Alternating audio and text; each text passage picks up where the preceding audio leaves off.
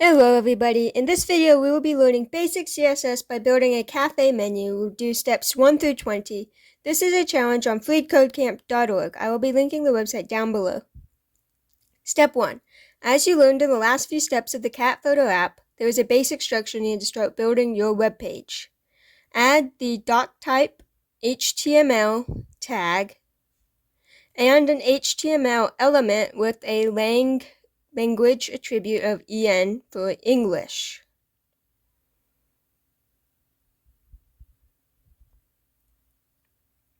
Step 2. Add a head element within the HTML element so you can add a title element. The title element's text should be cafe menu. So we're going to add a head element, and then inside of that we're going to nest the title element with the text cafe menu.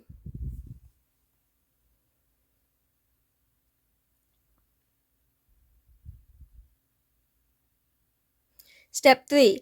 The title is one of several elements that provide extra information not visible on the web page but is useful for search engines or how the page gets displayed. Add a meta element with an attribute named tryset to the value equals to the value UTF-8. This is to tell the browser how to encode characters for the page. Note that meta elements are self-closing. Step 4. To prepare to add some actual content, add a body element below your head element. So we're going to put that there.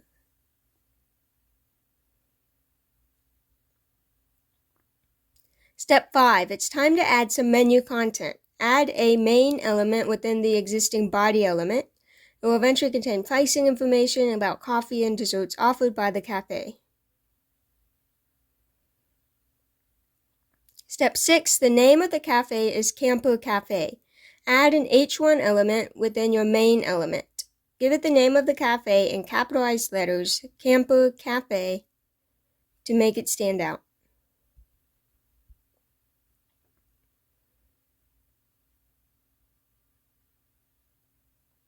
Step 7. To let visitors know the cafe was founded in 2020, add a P element, remember that's a paragraph element, with the text est.2020.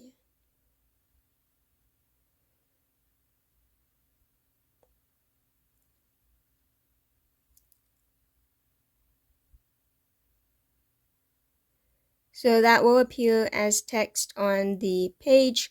Now we're going to add a section element within the main element, so we have a place to put all of the coffees available.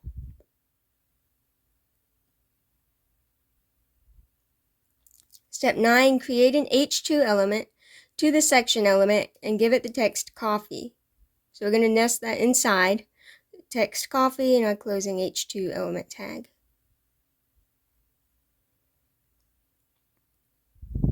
Step 10. Up until now, you have been limited regarding the presentation and appearance of the title content you create.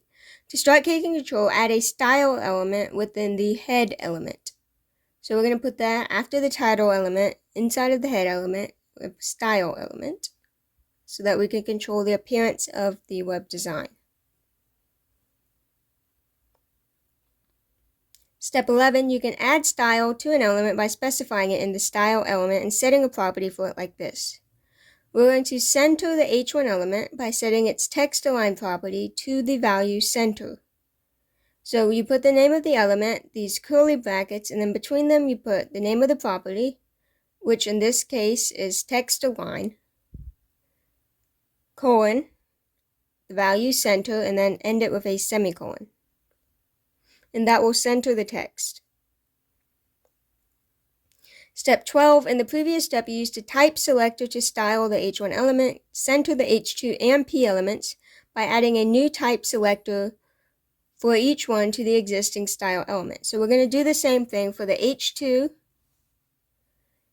like that, center, and we're going to do that for the P element as well. So that way all of the text is centered. You now have 3 type selectors with the exact same styling. You can add the same group of styles to many elements by creating a list of selectors separated with commas like this. So we're going to delete these 2 like that. And then we're going to have H1, comma, H2, comma, P. That way it will select all of the elements. You have styled 3 elements by writing CSS inside the style tags. This works, but since there will be many more styles, it's best to put all of them in a separate file and link to it. So we're going to rewrite our style. So we're going to put styles.css and then our value text align, which is center, and that will link that value to styles.css. Now that you have CSS in the styles.css, go ahead and remove the style element and all of its content. When it is removed, the text that was centered will shift back to the left. So we're going to delete that entire section.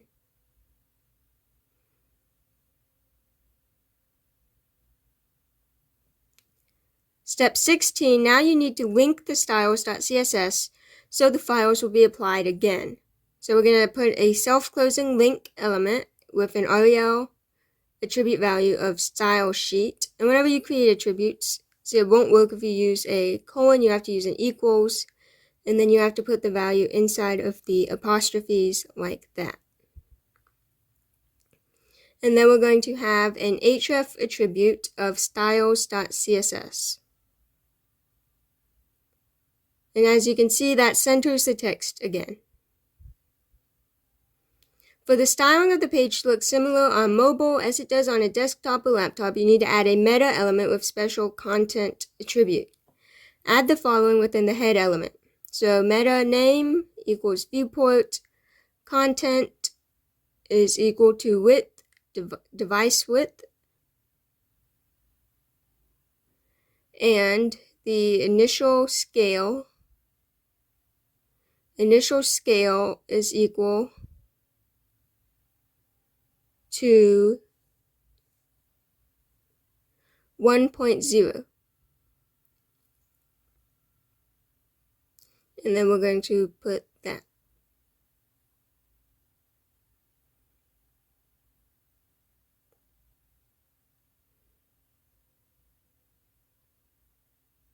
Step 18, the text is centered again, so the link to the CSS file is working.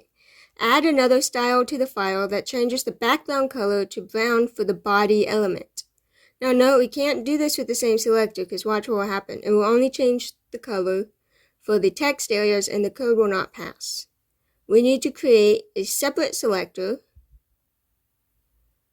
like this for the body element. We're going to set the background color property to brown.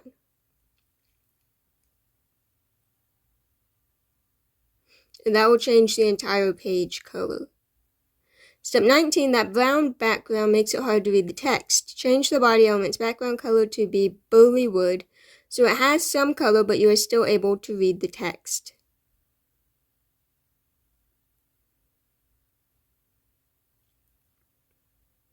Step 20, the div element is used mainly for design layout purposes.